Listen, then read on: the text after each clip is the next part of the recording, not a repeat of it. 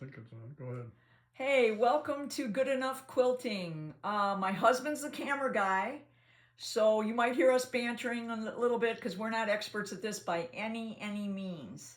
But anyway, Good Enough Quilting. I was going to name it Dirty Quilting, but I thought, connotations there. So basically what it is it's a type of quilting that does not focus on precision.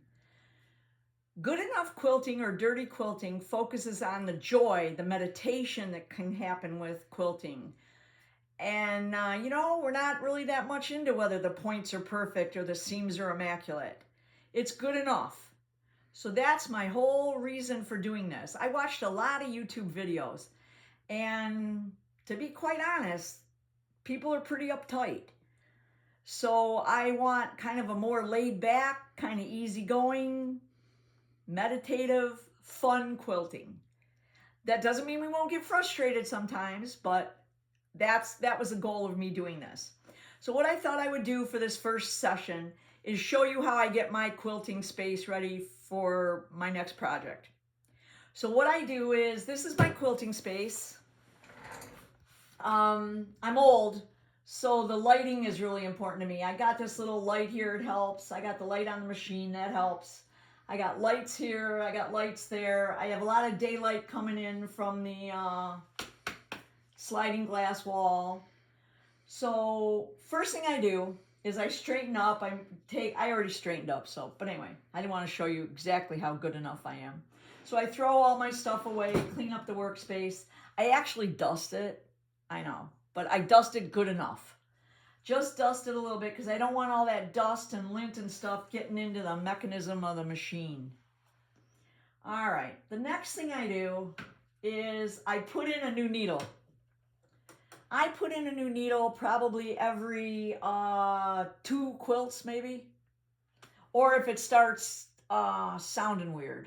I know, that's a very technical term, sounding weird. All right. So all you do is you take a screwdriver, see this little knob here? Can you see it, Charlie? Charlie's my cameraman. Can you see this little knob?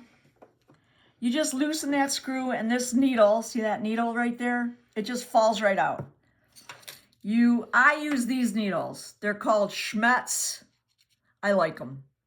They're for quilting, and the size is, I don't know if you can see it, 75/11.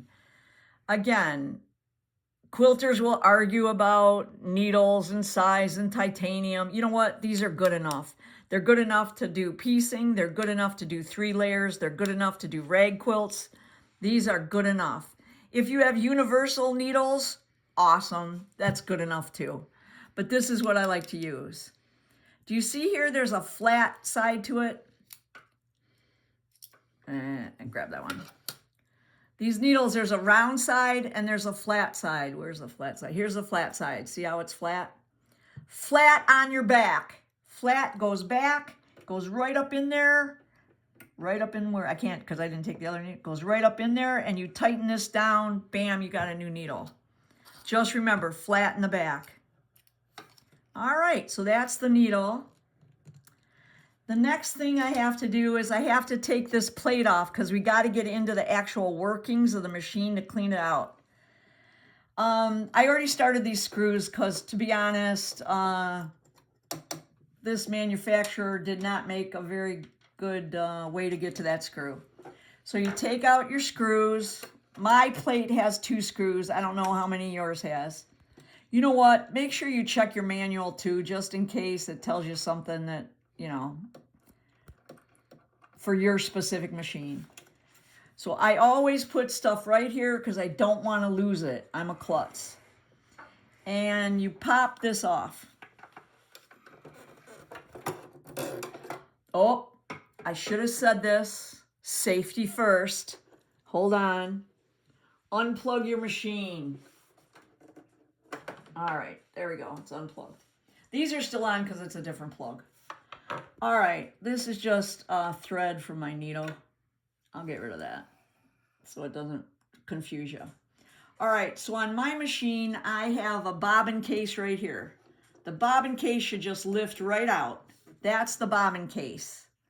I put the bobbin case the same way I took it out so I can just put it back in without any problem. This is my sewing machine cleaning kit.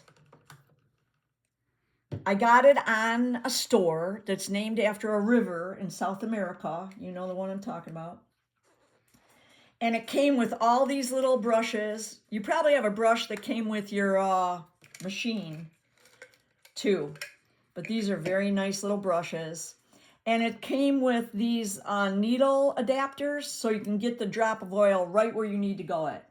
My machine's pretty clean, so I keep my motor clean. All right, so you take something soft. You're not going to jab it in there. You're just getting out any lint that you see and just clean it up. Clean this up around here.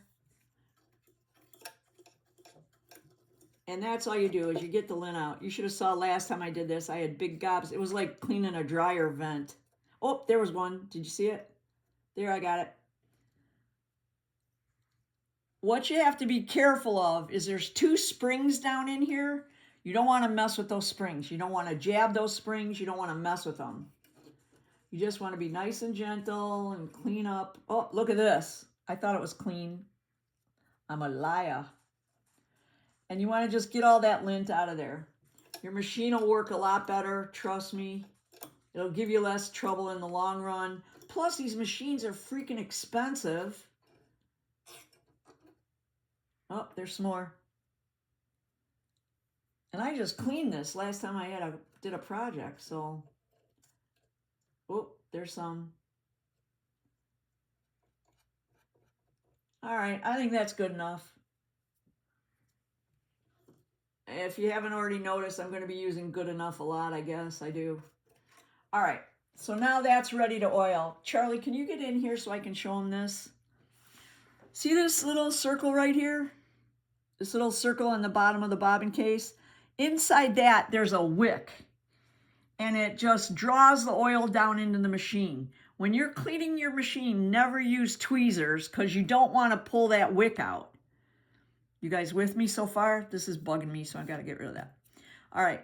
So all you do once it's clean is you just put 1 drop of oil right on that wick. That's it. 1 drop of oil. And then you reassemble your machine. So I put the bobbin case down the exact same way it goes in. Bam, it's in. I put my plate back on. Yeah, let me make sure this is up all the way. Put my plate back on. Screw those 2 bad boys in there. I'm not going to do it because it's a pain in the you-know-what. All right, I'll do it. At least one. I'll do this one in front. Keep it down. Right tight, left loose. Anyway, so I'll do that after.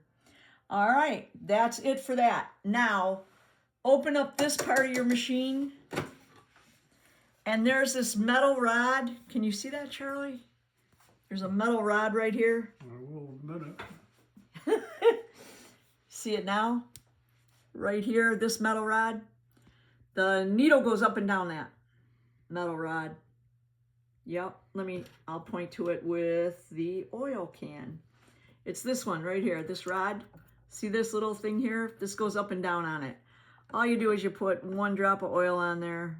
Yep, just like that. Good enough. And you close that bad boy up. And now your motor's clean. You're ready to go. Again, I got to tighten this plate all the way down. But other than that, you're ready to go. All right. Before I start quilting, I also I preload a bunch of bobbins because it bugs me to have to stop, mid-quilt and load bobbins. So for piecing a quilt, I use gray or light gray thread. Again, picky quilters have a special thread they use, or they only use cotton thread, or they only use Aurifil or whatever. I'm not like that. I use whatever thread I have. I've used cheap thread. I've used expensive thread. I don't see a whole lot of difference. The only difference with the cheap thread that I can tell. Look at me. Okay, I'm looking at you now. Is that better? Mm-hmm. I love looking at you. Anyway, the only thread that, the only thing about cheap thread is it's gonna fluff off more, it's gonna shred more, and you're gonna have to clean your machine out more. That's it. I've used all kinds of different threads and never had any problem. People say that they break, you know, the cheaper threads break more. Not my experience. All right, let me just look over and make sure I covered everything I wanted to cover for you guys.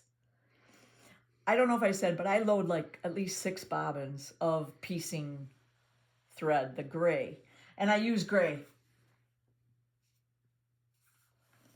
I use a light gray or a medium gray. It's forgiving. You don't see it against the blacks as much. You won't see it again. It's just, trust me on this one. It's good. All right. Oh, one other thing I make sure before I start quilting, because usually the first thing I'm going to be doing with my machine is piecing. So I make sure I have my quarter foot. Charlie, can you get in here? This is the quarter foot. I love this quarter foot. See, it's got like that little piece of metal that hangs down there on the edge, so that from that needle to that little piece of metal is 1/4 inch. And we always piece, not always, but try to piece with a 1/4 inch. Again, the real pick-uni quilters will say, well, you know, a scant 1/4 inch. Yeah. You know, a 1/4 inch is good enough. So if you use this or something similar to this and just put, when you're feeding it in, put your fabric on that, you got a 1/4 inch. Yep, and that'll make it easier down the road. So that's it. I hope you enjoyed it. I hope we'll have more fun and we'll be better at the camera work. But anyway, that's the first thing, how to keep your motor clean. All right, ladies. Oh, do you want to see something I'm working on? Let me show you. Show them the wall here. So I'm working on this. These are the next video. Am I looking okay? All right, good. Suck it in. Anyway, so these are the quilt blocks that I'm using. I'm using a really easy quilt as you go method, and I'll teach you that next. It's easy. It's very forgiving. It's friendly. I can meditate while I'm quilting, and I'll show you all that next. All right, ladies, have a good one. Talk to you later. Bye.